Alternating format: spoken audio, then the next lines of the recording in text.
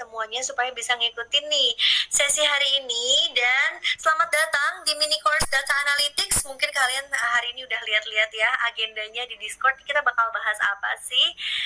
Nah, hari ini kita bakal ada expert sharing session di mana nanti teman-teman akan dapetin sharing-sharing langsung dari praktisi di bidang data analytics yang akan menceritakan tentang real case tadi di industri ataupun perusahaan mereka. So pastinya bakalan seru banget dan bakalan daging banget. Jadi yang mau siapin catatan silahkan siapin catatannya. Dan hari ini yang akan membawakan sesi expert sharing session adalah Kak Bandi Wijaya. Kak Bandi ini merupakan Head of Reporting and Analytics di Grup M. So, enjoy sesinya. Mungkin teman-teman udah langsung pada gak sabar ya. Dan sepertinya Kak Bandinya juga udah ready mau sharing-sharing. Dan mungkin boleh langsung aku persilahkan Kak Bandi untuk dimulai nih sesinya dari sekarang. Thank you, Cita. Halo teman-teman, masih semangat kan ya?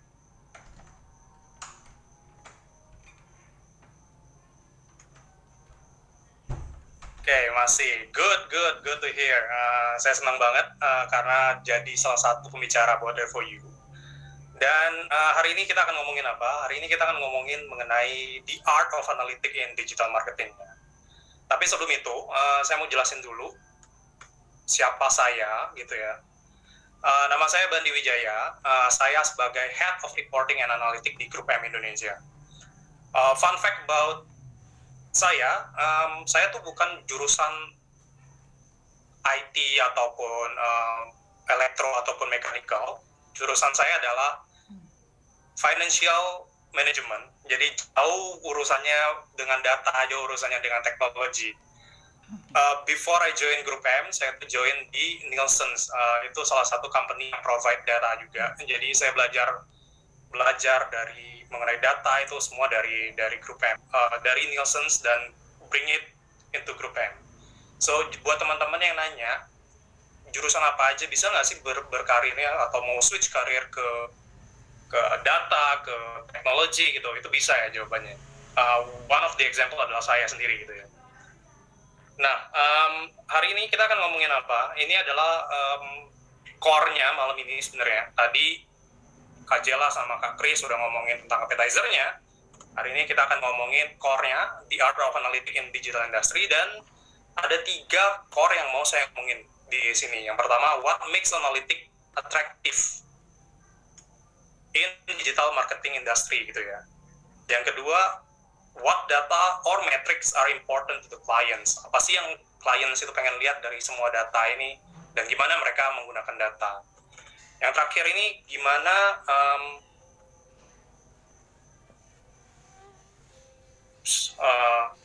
how can data itu help marketers itu untuk achieve their goal gitu ya. Jadi ada 3 topiknya, subtopik yang akan kita obrolin malam ini. Tapi sebelum kita mulai ke core-nya masing-masing di sini, saya mau tanya ke teman-teman dulu, ada yang tahu nggak kenapa harus digital marketing? So, saya kalau selalu jadi pembicara, saya akan selalu mulai dengan why. 5 double H and 1 H gitu ya.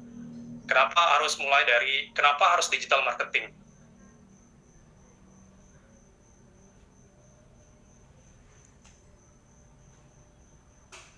Karena dunia semakin digital, yap, betul, mengikuti zaman, ya, shifting era, ya.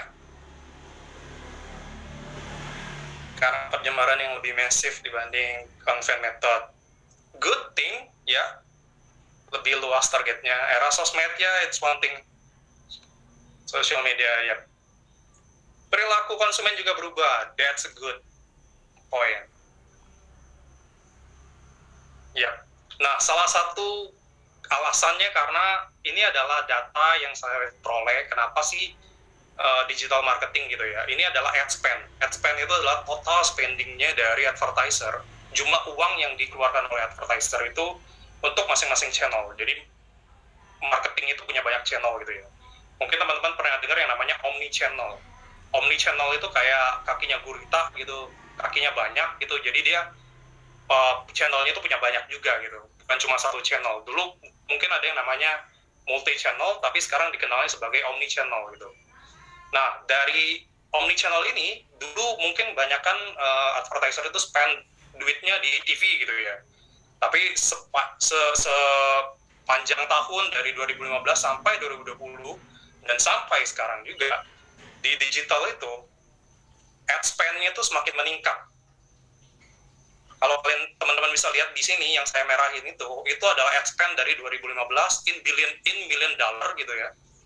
Sampai 2020 dibanding dengan 2015, which is dalam waktu 6 tahun, ad spend-nya untuk digital itu 3 times. Sedangkan kalau kita lihat dari TV gitu, signifikansinya nggak setinggi dari digital gitu. One of the things apa digital, karena salah satu alasan lain lagi adalah kita ke slide yang ini. Ini mungkin nge-reflect saya sendiri dan teman-teman sendiri ya. Ini adalah salah satu survei yang membuktikan kalau di Indonesia untuk umur 16 sampai 64 tahun, total daily time in hours gitu untuk orang-orang umur 16 sampai 64 itu consumes internet itu mencapai 8 jam. Dan 8 jam itu dibagi-bagi, ada yang buat sosial media 3 jam gitu buat yang radio ataupun yang broadcast yang lain. Jadi yang surfing di internet tuh sekitaran 8 jam. Ini menjadi indikator penting buat advertiser kenapa mereka harus masuk ke digital marketing. Karena one of the things adalah kita lihat consumer yang spend time di digital itu shiftingnya lumayan banyak dibanding dengan yang konvensional. Konsumsi konvensional tuh contohnya kayak TV ataupun kayak billboard ataupun kayak koran gitu ya, magazines atau newspaper gitu. Itu udah mulai berubah shiftingnya. Dulu mungkin banyak yang masih konvensional, tapi sekarang semenjak ada smartphone, penetrasi smartphone gitu, terus teknologinya 4G, 5G, even yang sekarang metaverse gitu, jadi konsumsi medianya lebih banyak ke dunia digital. Itu salah satu alasan keduanya. Alasan ketiga yang paling menarik adalah, teman-teman tahu nggak sih, dari total time spend-nya orang Indonesia itu sekitaran 8 jam, ternyata kalau dibandingin dengan country lain, dibandingin dengan across the globe, Indonesia itu one of the highest gitu ya. Indonesia tuh kalau di Asia Tenggara mungkin dia urutan ketiga ataupun keempat gitu di Asia Tenggara. Satunya masih ada Filipina, Malaysia gitu ya. Kita tuh Thailand gitu ya. Kita nomor 4 untuk konsumsi internetnya. Jadi quite high untuk dibanding dengan country lain, dan kita tuh masih banyak chance-nya. What I mean with chance, sekarang penetrasi internet itu belum merata di Indonesia. Total itu ada 23% yang masih belum terjamah oleh internet. Jadi secara populasi, kalau kita bandingin dengan negara-negara ASEAN, yang Thailand hanya jumlah penduduknya sepertiganya Indonesia dibandingkan dengan Indonesia, 23% yang belum terjamah itu artinya kita masih banyak banget opportunity buat drive di internet, drive di digital, including drive di digital advertising gitu ya. Oke, ini kita udah mulai masuk sedikit, tapi kita belum masuk ke core-nya. Saya mau ngomongin type of media. Teman-teman ada yang tahu nggak sih type of media itu secara media channel itu ada tipenya apa aja? I give you clue ya, There is a three group of media gitu.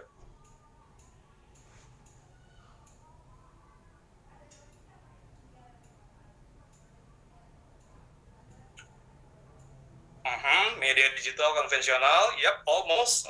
That's one of the category, but we are not talking about digital and conventional in this case. Kenapa saya mau ngomongin mengenai type of media ini? Karena saya mau bring teman-teman ke high level understanding dulu sebelum saya masuk ke core-nya yang saya mau ngomong. Oke, ATL, BTL, good. ATL, BTL, digital, above the line, below the line, ya. Yeah. Audio visuals. Okay, broadcast media, not really. So let's take a look tipe-tipe media itu ya. Tipe-tipe media itu berdasarkan tipenya itu ada 3. Yang pertama ada own media. Own media itu maksudnya apa sih? Own media itu adalah kalau saya sebagai advertiser, contohnya Unilever gitu ya. Unilever itu dia udah punya channel sendiri atau dia punya kayak tim sendiri yang kita sebutnya kadang in-house gitu ya, yang mengelola media-media marketingnya mereka gitu. Contohnya mereka punya blog, mereka punya website gitu ya, mereka punya mobile apps yang di-develop sendiri gitu. Mereka punya kayak goodwill atau social presence mereka gitu ya. Itu yang mereka punya sendiri, atau yang kalau digitalnya dari sisi digital mereka punya kayak Instagramnya mereka sendiri, mereka punya kayak TikToknya mereka sendiri yang dikelola sendiri. On the other side, yang own media ini biasanya yang organik kita sebutnya, atau yang mereka punya yang nggak berbayar gitu. Mereka organik karena nggak bayar sama sekali. On the other side, there is a paid media. Paid media ini namanya juga paid media. Jadi ini yang semuanya serba berbayar. Dan bentuknya tuh bisa macam-macam. Bisa lewat TV gitu. TV itu kan berbayar kan gitu.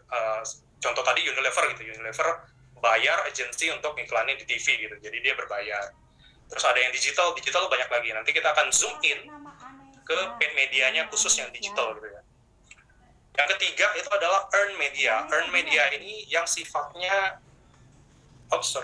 earn media ini yang sifatnya ini kayak invincible hand-nya di market, yang kayak misalkan Unilever misalkan bikin satu event dan itu viral, karena viral itu diomongin sama semua netizen gitu di Twitter gitu contohnya.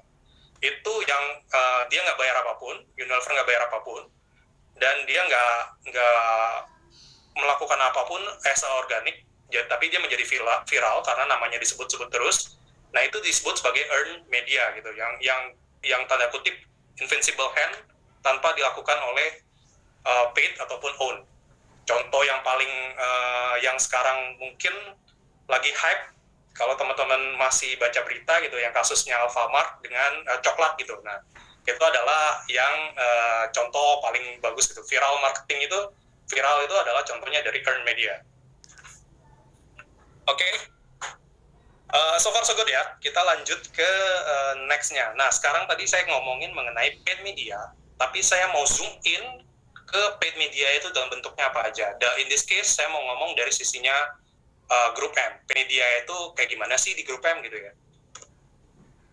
Nah, di grup M itu ada 6 media channel, yang paid media channel yang kita punya capability-nya sih gitu. Yang pertama adalah SEM and SEO. Nah, teman-teman ada yang tahu nggak SEM itu apa sih? SEO itu apa sih? Apa sih bedanya SEM dan SEO? Ayo, put di responsnya di kolom chat ya. SEM, Search Engine Marketing. That's right. SEO, Search Engine Optimizations. Yes. SEO Organic. That's right. That's true. Cool. So SEM itu adalah stand for Search Engine Marketing. Dan dia tuh biasanya disebut sebagai paid search. Simpelnya ada paid search. SEO itu Search Engine Optimizations, itu yang organik gitu ya, kita bilangnya search tapi organik gitu. Nah, bedanya apa sih? Kenapa harus hand in hand? Kenapa harus ada SEM? Kenapa harus ada SEO gitu ya? SEM dan SEO ini it must be hand in hand karena ini bertautan satu sama lain gitu, berkaitan satu sama lain gitu ya. Nah, di sini grup M tuh punya capability di SEM dan SEO, dan saya mau ngomong mengenai toolsnya yang dipakai apa sih biar teman-teman tuh bisa nyambung gitu. Toolsnya itu ada yang namanya Google Ads, ada Bing Ads. Jadi kalau teman-teman buka Google, teman-teman cari coklat sekarang, mungkin teman-teman bisa lihat yang paling atasnya itu ada tulisan ad-nya, di boldable ad gitu ya. Misal yang keluar Cadbury ataupun Silver Queen gitu. Itu adalah contoh dari paid search gitu. Dia akan ngarahin, mungkin bisa ngarahin ke e-commerce, bisa ngarahin ke websitenya brand tersebut. Itu adalah paid search. Nah, yang organik itu kalau teman-teman cari, itu dia nggak ada tulisan ad, tapi dia muncul paling awal gitu. Misal contoh yang paling atas adalah websitenya dari Cadbury gitu. Itu adalah yang paling atas, yang organik, tapi dia yang top rank-nya gitu. Nah, itu antara bedanya antara yang paid sama yang organik gitu ya. Nah, di Indonesia menurut teman-teman, siapa sih yang menguasai pasar search-nya? di Indonesia?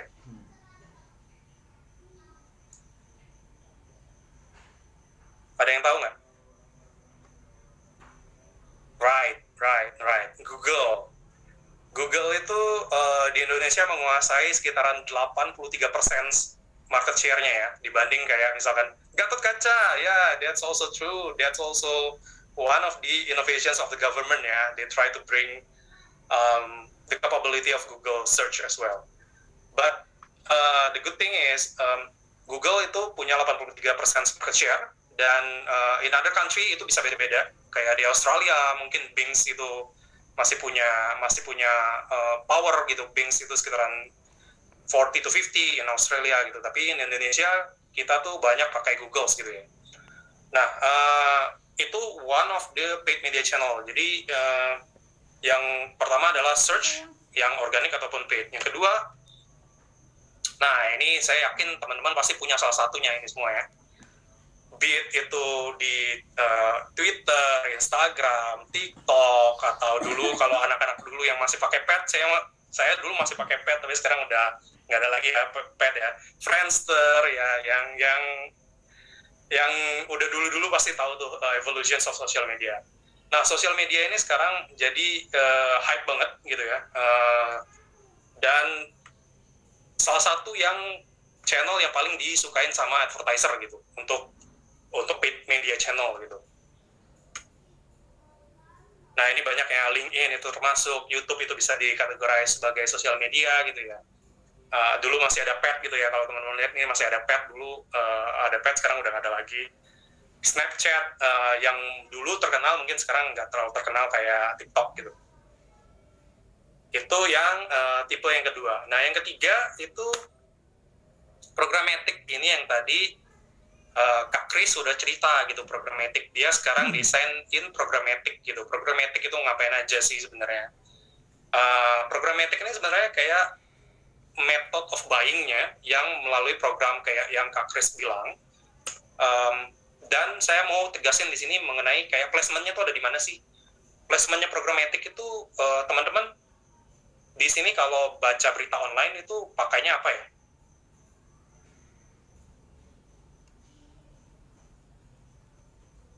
Portal berita online gitu misalkan.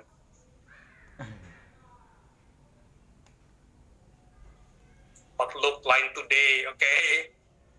Interesting. Detik, ya.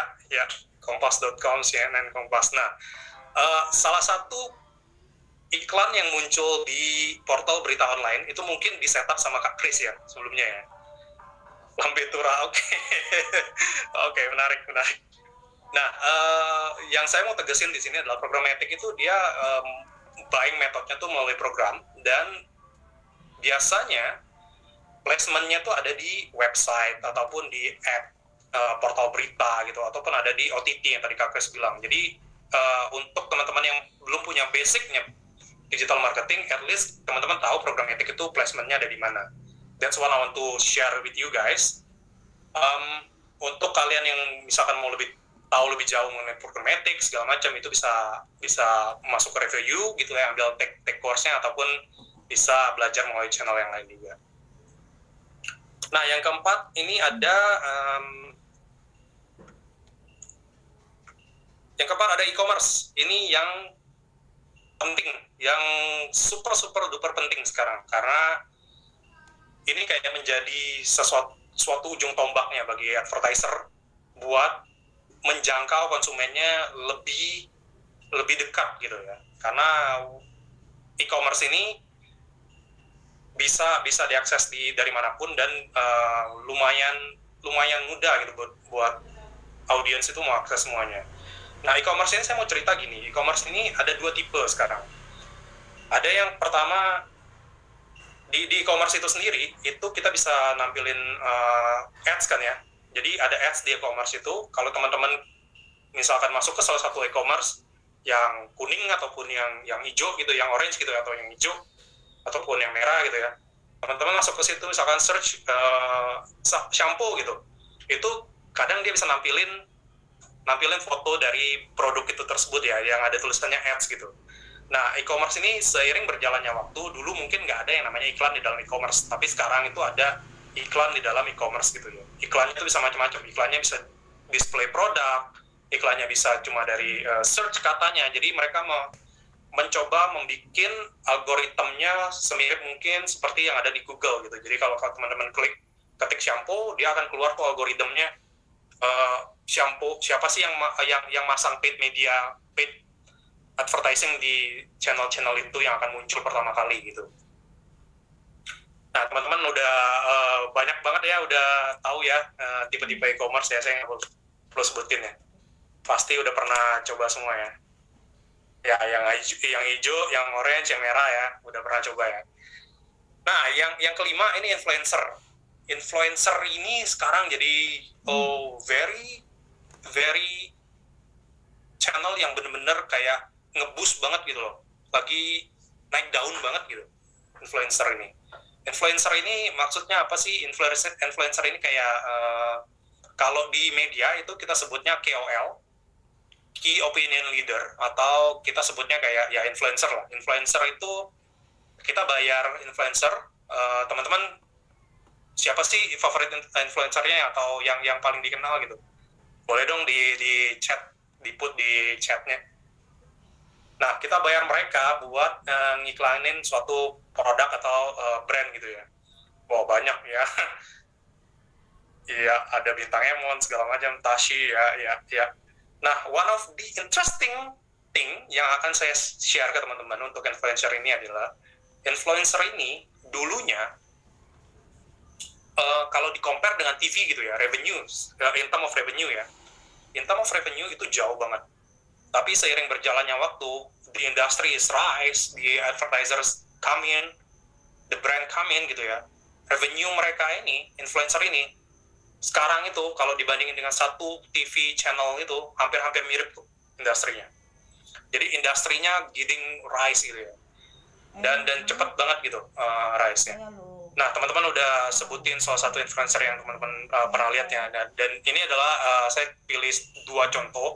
Sebenarnya banyak banget gitu ya. Influencer itu yang ini 2 ini yang mega gitu ya. Mega. Jadi influencer itu kita ada kategorisasi lagi, ada yang namanya mega, ada yang namanya super, ada yang namanya nano, ada yang namanya based on berbagai macam tipenya.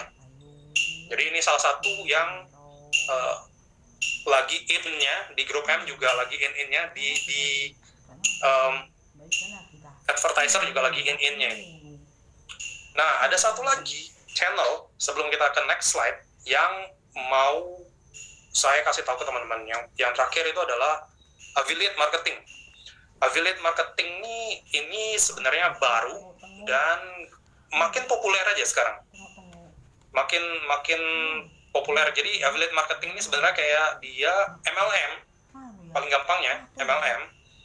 Dan teman-teman tuh mau mewakili brand tersebut dengan teman-teman itu masuk ke dalam satu grup channelnya dia, misalkan dia masuk ke satu brand, terus teman-teman kayak Binomo itu contoh yang salah ya. Ini mirip tapi digunakan untuk brand, ningkatin brand dan sales satu produk ya, bukan untuk nipu-nipu ya. Nah, itu dipakai ketika teman-teman dapat kodenya gitu ya. Dapat kodenya, jadi setiap kali produk itu kejual dan pakai kode teman-teman dapat komisi di situ, dari situ. Nah, affiliate marketing ini lagi in banget sekarang. Ini salah satu contohnya kalau di Tokopedia gitu. Di macam-macam e-commerce itu kurang lebih ada lah dia affiliate marketingnya gitu. Jadi teman-teman join as one of the agent gitu, dapat code-nya dan share code-nya ke channelnya, ke grupnya teman-teman, dan bisa dapat fee dari situ. Nah, ini overall adalah 6 media channel atau capability yang grup M punya sekarang, dan kenapa kita tuh ini akan terus berubah seiring perkembangannya zaman, perkembangannya teknologi, itu akan terus berubah. Tetapi yang mau saya tegasin di sini adalah we have capability, grup M itu akan ngikutin perubahan, dan kita tuh sangat cepat mengikuti perubahannya. That's why we are the biggest gitu ya. One of the reasons gitu.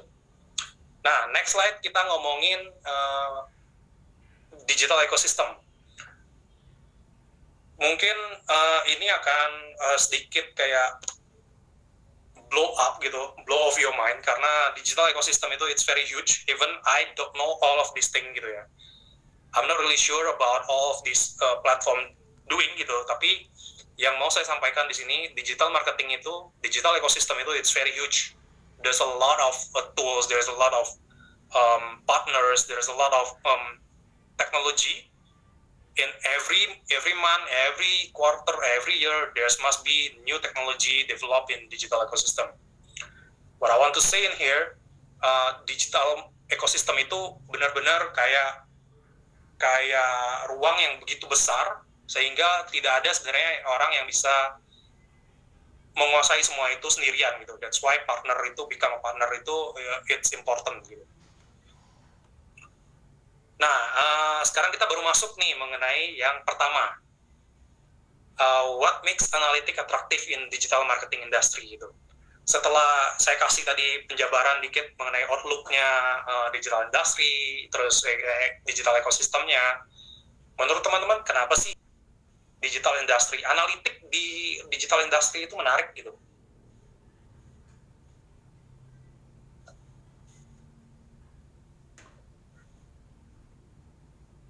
Ada mobil, oke.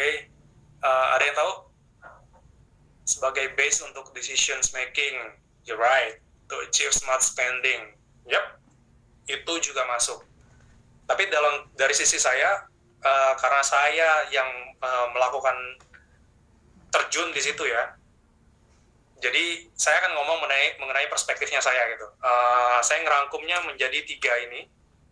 Atraktif karena challenge always there. Yang tadi saya bilang, digital ecosystem itu it's very huge, very very very huge. Kalian nggak mungkin bosan di dalam situ, karena pasti akan nemu hal-hal baru. Kemarin misalkan baru tahu ada perubahan ini, besok mungkin one of the platform atau one of the partner dia udah ngeluarin hal yang baru lagi. Dan we need to keep up with the updates gitu ya. That's why kalian nggak akan pernah bosan di dalam doing analytic in digital marketing, karena yang tadi saya bilang. Yang kedua, backward learning. Maksud saya backward learning ini gini. Mungkin tim analitik itu adalah satu-satunya tim yang punya privilege buat ngelihat semua platform itu dan tahu semua platform itu dari perspektif data. Mungkin kalau kita bandingin dengan programmatic gitu ya, programmatic itu dia cuma handle beberapa platform gitu ya, kayak DV360 atau TTD gitu, itu adalah contoh-contoh platform yang dihandle sama programmatic. Tapi bedanya dengan tim analitik ataupun tim data itu dia punya akses ke all platform. Because we need to do analytic, we need to do perform based on all data, so we need to get access to all of the platforms. So data ataupun tim analitik itu adalah satu-satunya tim yang punya privilege buat punya akses dan learn from the data. Nah, menariknya begini, teman-teman kalau udah dikasih tahu data, dikasih tahu structure data gitu ya, itu pasti akan penasaran tuh, gimana sih cara setupnya, gimana sih cara tampilan depannya di UI-nya gitu ya, atau user interface-nya gitu, gimana sih bentuknya?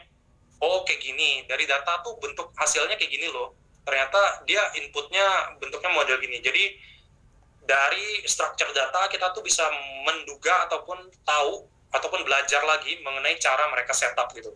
Cara apa sih yang diinput di user interface. Jadi itu I call it as backward learning gitu ya. Karena kita akan kita belajarnya bukan dari depan gitu, tapi kita belajarnya dari belakang gitu. Dari data baru ke depan gitu. So it's very interesting, it's very attractive, it's very like you will not get any bored to learn new things gitu ya. Always have new things.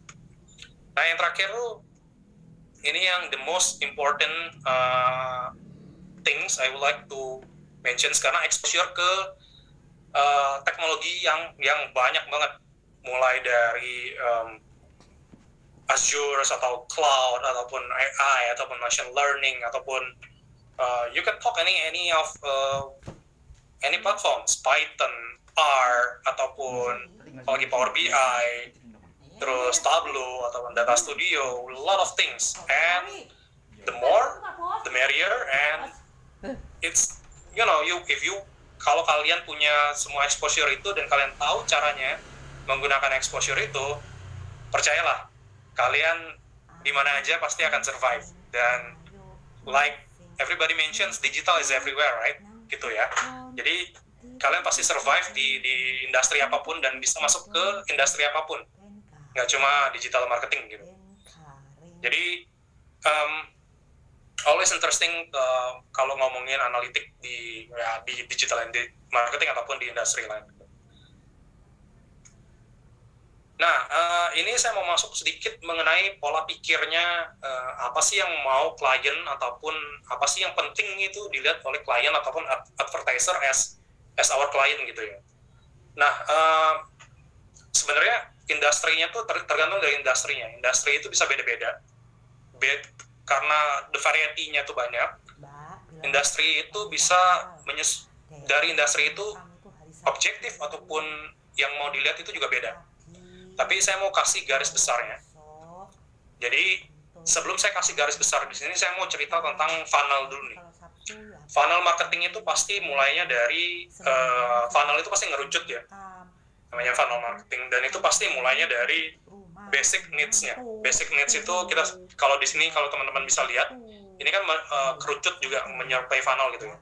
Funnel itu pasti mulai dari awareness. Teman-teman sadar nggak sih ada brand ini? Teman-teman sadar nggak sih ada produk ini? Gitu. Terus mungkin kalian teman-teman pernah ke expose dari campaign-nya, itu teman-teman jadi kayak engage ataupun teman-teman pernah dengar ceritanya dari orang lain gitu ya, feedback dari orang lain, itu bisa jadi engage ke campaign-nya dia, mulai misalkan ke nge-like dari postingannya dia ataupun visit gitu ya. Nah itu udah masuk level of engagement gitu. Terus masuk ke leads-nya. Leads itu sebenarnya kayak consideration, sudah mulai consider nih, beli nggak ya, atau mau baca deh reviewnya kayak gimana gitu ya. Nah itu udah mulai ke considerations. Nah habis considerations, teman-teman purchase itu do some actions gitu ya, kalian beli lewat e-commerce atau lewat websitenya dia, any other channel gitu ya, atau tokonya dia, physical gitu. Itu adalah flow-nya ketika seseorang mau membeli sesuatu atau funnel marketingnya dari suatu produk gitu. Tiap industri, tiap brand itu pasti punya beda-beda funnelnya. Yang mau saya kasih tahu teman-teman di sini itu adalah tiap industri yang tadi saya bilang itu punya objektif yang beda-beda. Kayak Unilever, dia itu nggak akan nge-push purchase sebagai atau objektifnya ada bukan purchase untuk majority campaign-nya, karena dia itu lebih mau trigger kayak brand awareness-nya dari brand-nya dia. Contoh kalau yang paling gampang adalah kayak gini. Teman-teman kalau saya tanya satu questions, paling ingat sabun apa? Teman-teman boleh chat nggak? Type in di chat, brand apa sih yang paling teman-teman ingat?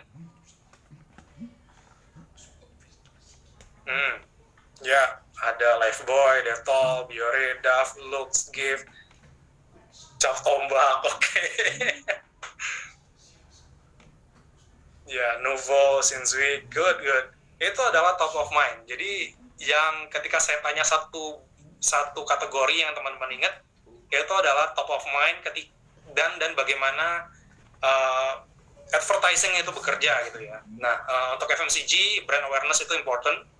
Dia menciptakan kayak teman-teman tuh inget kalau ditanya shampoo ataupun sabun apa sih yang paling sering dipakai, itu menjadi top of mind. Jadi kalau ketika masuk ke minimarket, toko kelontong ataupun supermarket, teman-teman tahu tuh top of mind-nya, udah tahu nih kalau ngeliat sabun ngeliatnya apa gitu. Nah berbeda dengan banking industry gitu ya. Kalau banking itu lebih banyak ke leads gitu ya. Leads itu apa sih? Banking ataupun otomotif itu lebih banyak ke leads gitu ya. Leads itu apa sih? Leads itu sebenarnya kalau teman-teman lihat di sini ada email address, ada data, regular use, frequent use gitu ya. Leads itu kayak gini.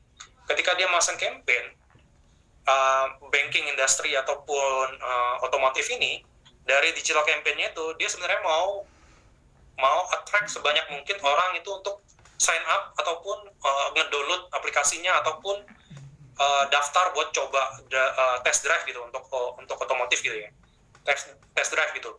Dari situ dia akan dapat yang namanya informasi mengenai email address, nanti dia akan do a regular campaign. Jadi sampai situ dia tahu sebenarnya campaign-nya itu atraktif bagi beberapa orang, sehingga orang ini itu mencoba untuk sign up atau mencoba untuk ngisi form atau mencoba untuk daftar test drive. Jadi modelnya di tiap industri itu bisa beda-beda.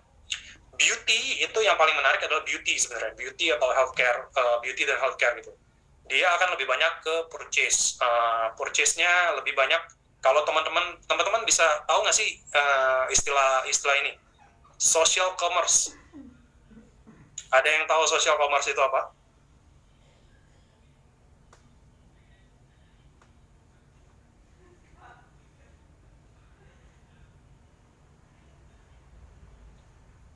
Social commerce, any guess? There is no wrong answer, guys.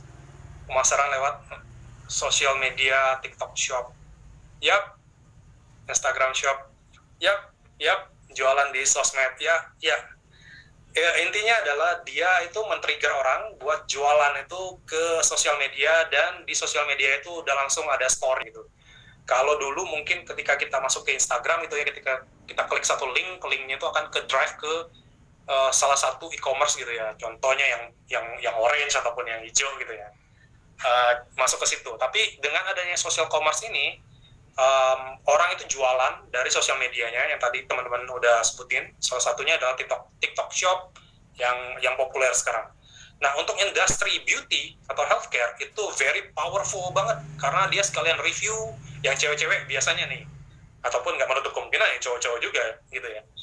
Yang cewek-cewek lihat lagi swipe TikToknya gitu, nemu ada influencernya lagi nge-review sesuatu atau nge-review ataupun live streaming gitu ya di TikTok, dan dia langsung bilang, kalau mau beli ini klik di sini segala macam gitu. Nah, itu adalah salah satu contoh gimana powerfulnya social commerce untuk industrinya beauty dan healthcare gitu.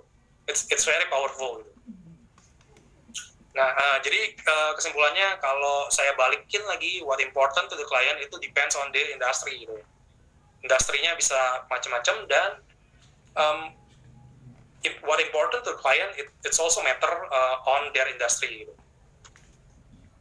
Nah, ini yang last but not least, gimana sih data itu bisa membantu digital marketer gitu ya.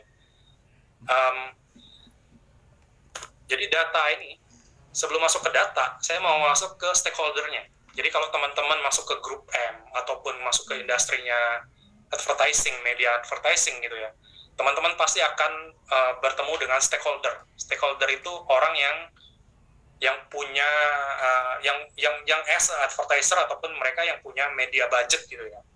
Nah, teman-teman akan bertemu dengan beberapa stakeholder gitu. Dalam organisasi klien gitu ada beberapa stakeholder. I want to go through it before we go how data can help them gitu ya. Saya mau jelasin dulu beberapa tipenya stakeholder gitu. Jadi ada yang pertama, ada yang namanya corporate.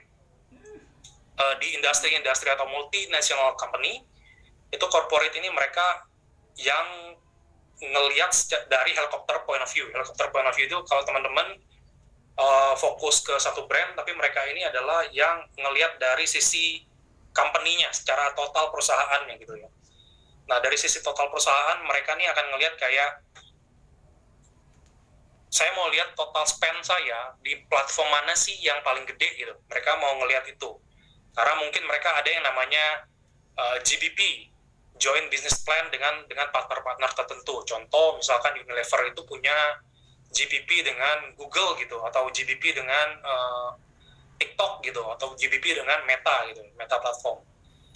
Jadi mereka ini yang ngelihat secara total, tapi ada lagi yang tim spesifik yang akan jadi partnernya di agensi gitu, yang kita sebut sebagai media team. Media team ini mereka yang punya kendali atas media budget, ataupun media planning, ataupun kalendernya, misalkan mereka memasang iklan itu di mana aja, ini adalah orang-orang yang ngontrol itu. Mereka kadang ngontrol uangnya juga, karena uangnya dari pocketnya media gitu ya, budgetnya media, jadi mereka akan ngontrolnya. Nah yang ketiga ini yang brand gitu. Orang-orang brand ini adalah orang-orang yang handle brandnya. Di Unilever itu ada banyak banget brandnya, dan dari masing-masing brand itu ada tim khusus yang supervise brand-brand, spesifik brand gitu ya. Mereka yang ngontrol kayak brand health-nya, brand awareness-nya, atau media brand perceptions-nya. Jadi kalau brand perception itu, kalau saya bilang gitu ya, misalkan Lifebuoy gitu, brand perceptions-nya kan kayak sehat ataupun anti kuman segala macam gitu ya. Itu adalah brand. Dan yang terakhir ini adalah e-com gitu. Nggak semua company punya e-com team, tapi most of multinational company atau FMCG company mereka punya e-com. Oke, I still have 8 minutes. Oke, let's nah ini adalah tipe-tipe stakeholder. Berikutnya saya mau ke ini untuk menjawab gimana sih data itu bisa penting bagi orang-orang ini. Jadi yang pertama itu, gimana caranya, tadi channel kita banyak, ada yang search, ada yang sosial, ada yang dari Google, ada yang dari Meta. Tiap-tiap platform itu punya yang namanya dashboard mereka sendiri, tapi tidak ada yang namanya satu dashboard yang bisa mengcover semua channel. That's why agency exists, that's why my role exists, that's why my team exists. We in agency will consolidate all of the data dari masing-masing platform gitu ya, dari Google, Meta, TikTok, terus DV360, dari other publisher, menjadi satu kesatuan dan melihatnya secara spendingnya dari platform mana sih yang banyak gitu. Nah ini biasanya yang akan kita taruh sebagai top levelnya, overview-nya gitu. Duit yang advertiser burning atau yang mereka bakar itu di channel mana aja yang paling banyak, simpelnya gitu. Yang kedua, ini baru kita tambahin namanya performance. Performance itu bisa impressions, bisa reach, bisa klik, video view gitu ya, atau yang cost metric gitu ya. Jadi banyak levelnya lagi. Dari spending by platform kita lihat by performance-nya. Nanti kita turun lagi yang ketiga, by brand mana yang contribute, campaign mana yang contribute. Nah yang keempat itu campaign sebenarnya, campaign mana yang contribute ke brand itu. Jadi kayak piramida benar-benar. Yang terakhir itu adalah kreatif ini yang tadi udah disinggung gitu ya, kita bikin yang namanya kreatifnya bisa menyesuaikan dengan weather ataupun dengan lokasi. Itu namanya dynamic creative optimizations gitu ya, DCO gitu. Jadi dari data, based on data, kreatif model ini yang disukai oleh audience yang model gini. Kita ngelihatnya dari situ, kita develop new creative dan make decisions based on the data yang udah kita collect gitu. Jadi begitu caranya data ini bisa membantu marketers. Tapi last slide ini saya mau ngomong summary-nya. Good level data itu bisa membantu marketers itu untuk apa aja. Tadi kan secara hierarki needs-nya kan. Ini secara fungsinya data itu dipakai itu seperti apa sih? Yang pertama dipakai sebagai targeting. Semakin bagus data yang kita punya, kita tuh akan understanding target yang mau kita show dengan campaign-nya kita atau ads-nya kita, itu semakin narrow. Semakin narrow, kita punya chance yang makin baik buat nge-trigger tujuan dari campaign itu. Either itu sebagai brand awareness, atau considerations tadi, atau even purchase gitu ya. Jadi targetingnya semakin narrow, objektifnya akan lebih gampang dicapai. Yang kedua, planning better. Jadi kita kalau punya data yang bagus, historical data yang bagus, kita bisa tahu untuk tahun depan kita butuh budget berapa untuk mendapatkan output yang sama ataupun untuk mendapatkan output yang lebih dari situ.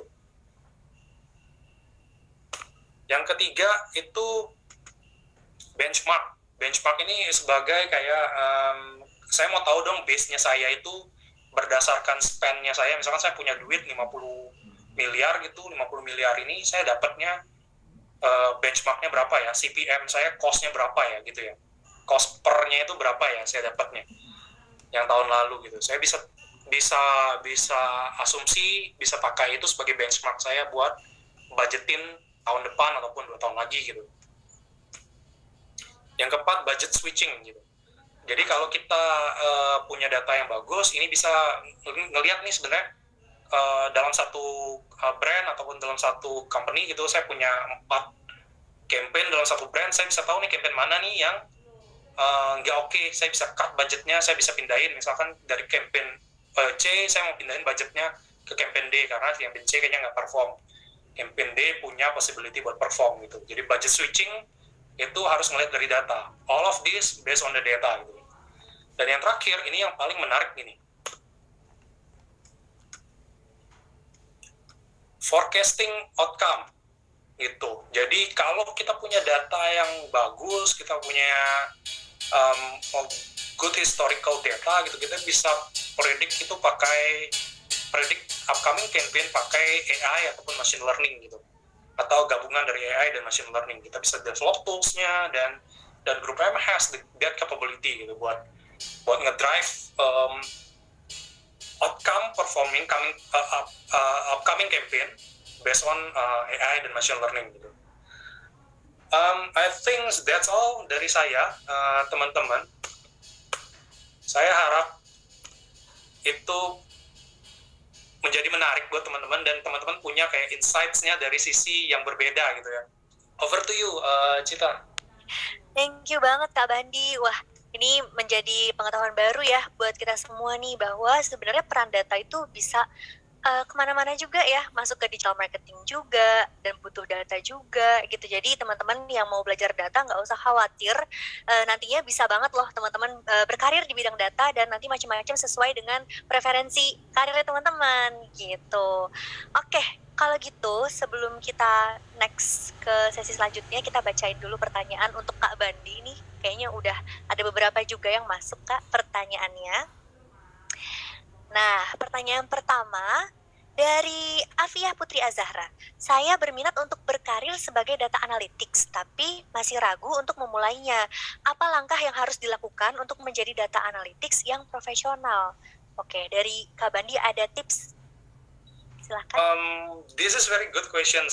Kadang orang-orang itu akan kayak, saya mulainya dari mana ya, gitu ya. Banyak cara, dan kalau teman-teman pernah tahu pepatah itu banyak jalan menuju Roma gitu kan, belajarlah sampai ke negeri Cina gitu ya, itu salah satu yang benar-benar nyata sih menurut saya. One of the example adalah Kristo gitu ya. Dia mulai dari yang dia nggak tahu backgroundnya pariwisata, he doesn't know anything about data analytics, data digital marketing gitu ya, dan Revoyu mungkin salah satu jawaban gitu, salah satu jalan gitu ya. Jadi teman-teman bisa ambil course dari Revoyu, ataupun kalau teman-teman punya kayak good mentor, ataupun teman-teman punya kayak teman yang bisa ngebantuin belajar, ataupun punya good material, ilmu itu bisa datang dari mana aja, yang kayak belajar sampai negeri Cina, banyak jalan gitu. Jadi kalau menurut saya untuk di sini, karena saya harus ngomongin Revoyu juga ya, jadi promoin Revoyu juga. Jadi Revoyu mungkin salah satu cara untuk memulai gitu. Oke, thank you Kak Bandi untuk jawabannya. Thank you juga Afiah ya yang udah bertanya, dan mungkin teman-teman lainnya juga yang masih galau nih mau berkarir kayak Afiah. Mudah-mudahan jadi tercerahkan. Next nih Kak, dari VB Jovita. Data apa saja yang akan kita analisa jika kita bekerja di industri periklanan? Sebagai seorang data analis, kita bisa ditempatkan dalam departemen mana aja ya? Wah, oke, silahkan Kak. This is very interesting questions. Yang tadi saya tunjukin, kalau teman-teman masih ingat digital ekosistemnya itu tiap platform itu akan mengeluarkan data dari masing-masing platform itu. Data apa aja? Banyak macam datanya. Ada data performance campaign. Data performance campaign ini bisa datang dari Facebook, TikTok, Google Ads, semuanya. Terus ada yang lagi, data yang kedua, yang paling penting itu adalah data audience. Data audience ini dari mana aja? Data audience ini kalau advertiser punya website gitu ya, itu dia bisa tahu tuh siapa aja yang ngeklik websitenya atau masuk websitenya, berapa lama orang itu ada di page mana aja, itu adalah data audience. Yang paling terkenal adalah Google Analytics ataupun Adobe Analytics ataupun yang lain gitu ya. Jadi data audience itu menjadi must. Itu bisa menjadi, kalau teman-teman pernah dengar namanya first party data, itu adalah one of the first party data. Yang ketiga, data-data dari lain. Contoh, bisa aja advertiser itu atau klien kita ngasih data sales. Mereka mau ngelihat korelasinya iklan dengan sales. Atau data brand health track, BHT. Datanya survei gitu ya. Benar nggak sih campaign ini meningkatkan brand awareness kita based on survei gitu. Itu adalah banyak macam datanya. Dan there is no limit. I can assure you, there is no limit on what data that you can take on your plate gitu ya. Itu luas banget konsep limitnya nggak ada. Dan untuk pertanyaan kedua, kita bisa ditempatkan dalam departemen mana saja. Any department, including in planning. Tadi di grup M itu ada yang namanya connection planning. Terus di media buying itu yang di tempatnya Christopher tadi. Dan itu bisa di mana aja, terutama ketika kamu punya good sense of data dan good analytic people, kamu nggak usah takut, kamu akan ditempatkan di mana aja, tapi kamu akan dicari oleh orang-orang itu. Bahkan kamu akan dicari sama klien kamu dan jadi kayak, wow, you are the star of this industry gitu loh. Kamu akan dicari sama orang itu, dan departemen itu it's not important, but you will be relevant to them gitu. You'll be star. Saya udah ngelihat yang model segitu dan I have so many example gitu. Begitu. Wah, oke. Thank you banget jawabannya nih dari Kak Bandi ya. Mudah-mudahan terjawab untuk pertanyaannya VB. Nah, 2 pertanyaan terakhir nih Kak dari Rizkia Azahra. Bagaimana tim data di grup M mengkomunikasikan hasil analisisnya? Apakah ada tips untuk mengkomunikasikan data yang sudah kita analisis ke stakeholders? Good questions. Another good questions. Di grup M kita, terutama saya di reporting and analytics, of course, one of the yang paling simple untuk mengkomunikasikan hasilnya adalah pertama kita showing on the dashboard gitu ya. Showing on the dashboard itu bisa membantu mendigest informasinya jauh lebih mudah karena kita put like visualizations in there gitu kan, ataupun impact analysis in there gitu ya. Jadi mediumnya bisa macam-macam, tapi kalau di grup M, salah satu contoh yang saya bilang, dashboard itu adalah salah satu output yang paling mudah buat menyampaikan hasil analisis.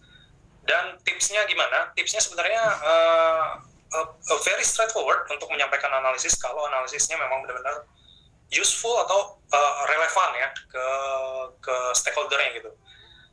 Kalau di grup M, karena kita culture-nya, ini balik lagi ke culture-nya benar-benar open, so kayak salah satu contoh aja kita bisa kayak saya duduk datang ke satu teman, ke satu tim gitu, hey kalau gue lihat dari data ini kayaknya campaign lu bentuknya kayak gini loh, campaign lu tuh perlu di twitch kayak gini loh.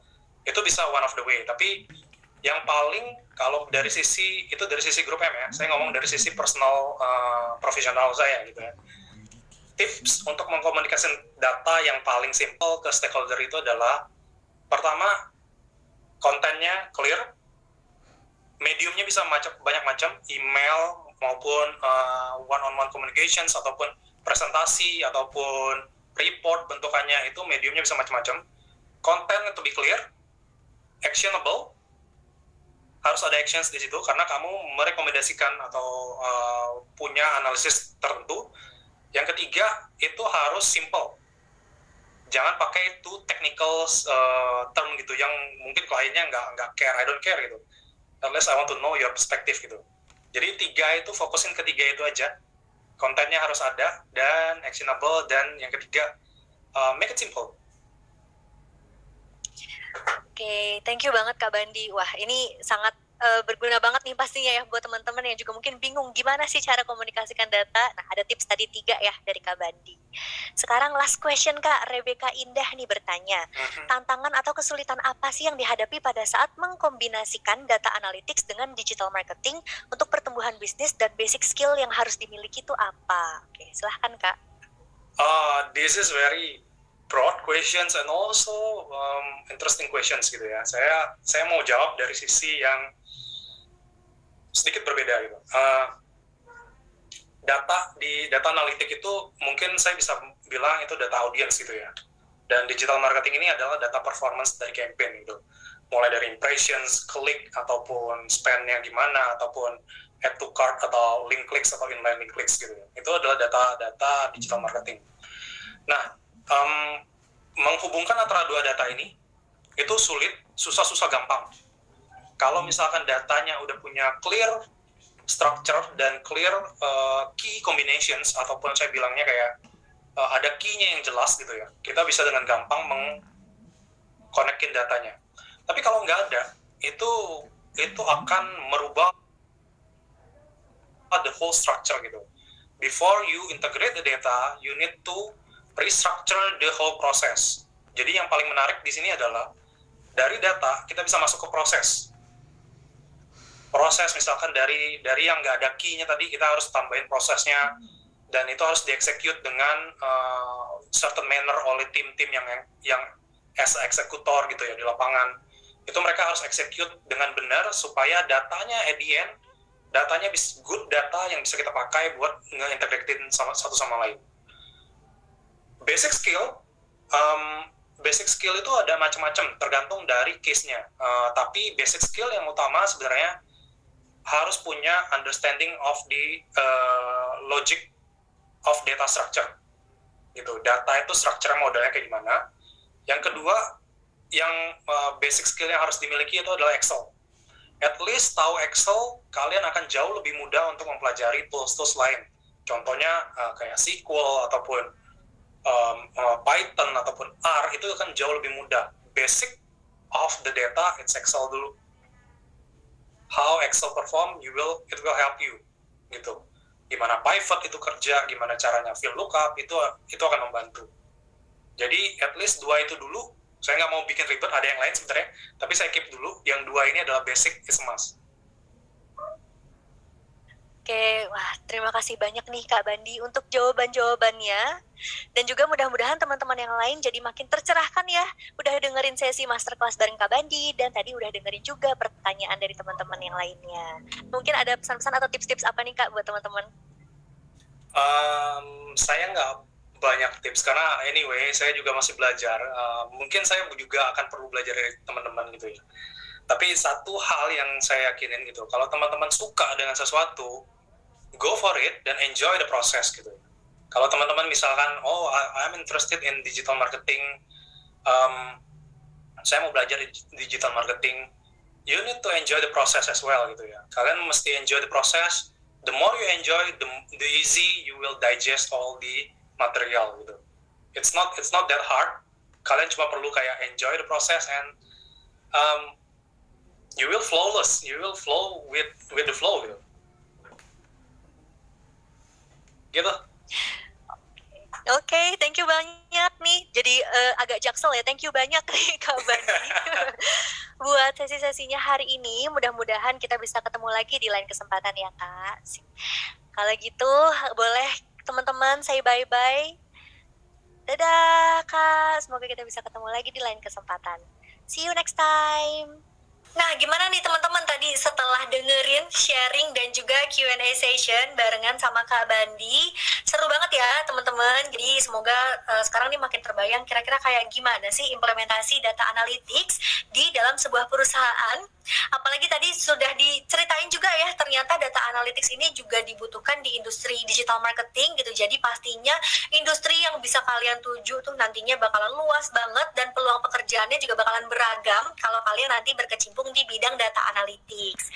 Nah, buat kalian yang juga kepingin ya menyiapkan diri supaya bisa jadi talent dengan skill yang mumpuni, dan kalian bisa mempelajari setiap materi-materi dan tools-tools di bidang data analytics secara mendalam, serta nanti sampai dibantuin proses pencarian pekerjaannya, maka teman-teman juga bisa bergabung ke Full Stack Data Analytics Program yang ada di RevoU. Nah, karena di full stack program ini tuh dibuat dan dirancang untuk membantu para students ya yang punya motivasi tinggi dalam belajar, dan juga mungkin kalian yang ingin memulai ataupun mengakselerasi karir di bidang data analytics.